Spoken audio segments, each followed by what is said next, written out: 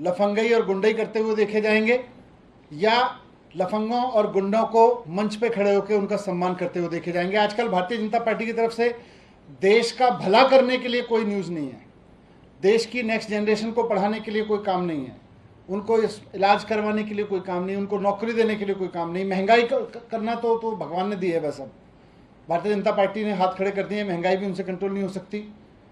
बस जिधर देखो भारतीय जनता पार्टी कुल मिला के हर तरफ गुंडई और लफंगई का नाम बन गई है। पूरी अराजकता का माहौल बना के रखा हुआ है भारतीय जनता पार्टी ने। पिछले 8 साल से भारतीय जनता पार्टी अब देश की सत्ता में है। इस टर्म की बात, इस टर्म की और पिछले टर्म की बात करें तो 8 साल से भारतीय जनता पार्टी लगातार सत्ता में है। इन्होंने स्कूल के लिए कुछ नहीं किया, अस्पतालों के लिए, रोजगार के लिए, महंगाई के लिए कुछ नहीं किया। पिछले 8 साल में भारतीय जनता पार्टी ने देश भर में सबसे ज्यादा बांग्लादेशियों और रोहिंग्याओं को क्यों बसाया?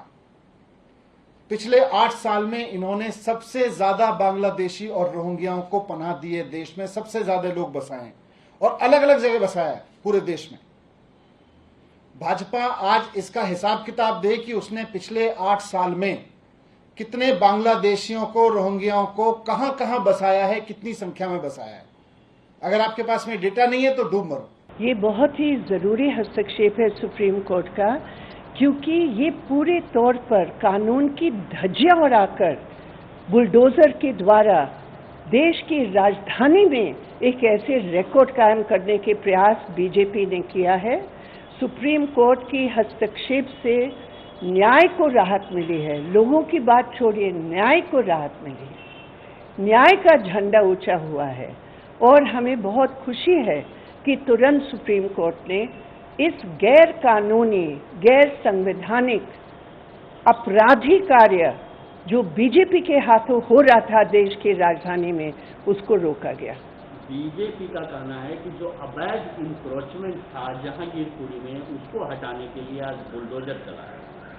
बीजेपी कानून को अपने हाथ में लेकर अपने क्या कहेंगे संकीर्ण राजनीतिक एजेंडा को, पोलराइजेशन की, सेलेक्टिव पोलराइजेशन के एजेंडा को, ध्रुवीकरण, सांप्रदायिक ध्रुवीकरण के एजेंडा को हमारे देश के ऊपर थोपने का प्रयास जो कर रहे हैं, आज सुप्रीम कोर्ट ने उसको रोक लिया है।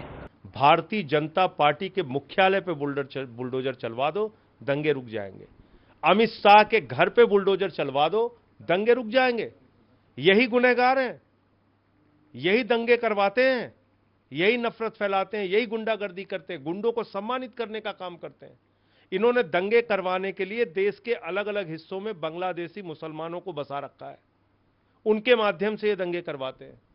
पूरे देश में पता करिए कहां कहां पे बांग्लादेशी मुसलमानों को भाजपाइयों ने बसाया है, आपको पता चल जाएगा दंगे का अगला पॉइंट क्या है। अंसार निकला ना इनका आदमी, सामने आ गया ना सच। तो इसलिए अगर दंगे रोकना है, नफरत रोकनी है, तो भारतीय जनता पार्टी के मुख्यालय पर बुलडोजर चलना चाहिए, अमित शाह के घर पर बुलडोजर चलना चाहिए। ये लोग दंगे के आरोपी हैं, ये दंगे के दोषी हैं, ये नफरत फैलाने का काम करते हैं, पूरे देश का माहौल बिगाड़ रखा है। अच्छा, जो लाउड स्पीकर को लेकर के विवाद चल रहा है, क्या कहना चाहिए? जगह जगह झगड़े। अब देखिए, ये मेरे लिए कोई बड़े अहम मुद्दे नहीं हैं। इससे बहुत बड़े मुद्दे हैं जिन पे मीडिया को चर्चा करनी चाहिए, जिन पे आपको मुझसे सवाल करने चाहिए और मैं भी जवाब देना चाहूँगा। पर जिस तरह से अचानक सरकार बुलडोजर चलवा दे रही है उत्तर प्रदेश में, उस पर क्या गैर कानूनी है। जब जिस दिन कोर्ट में ये मसला जाएगा और कोर्ट इसका संज्ञान लेगा और कानून के दायरे से ही ये काम हो सकते हैं, चाहे क्या इसको सदन में हो, चाहे उत्तर प्रदेश में भी हुआ हो। हमारे विधायक, किसी भी गरीब के साथ अत्याचार होगा, सबसे पहले आरएलडी के विधायक सदन में और सड़क पर रहेंगे।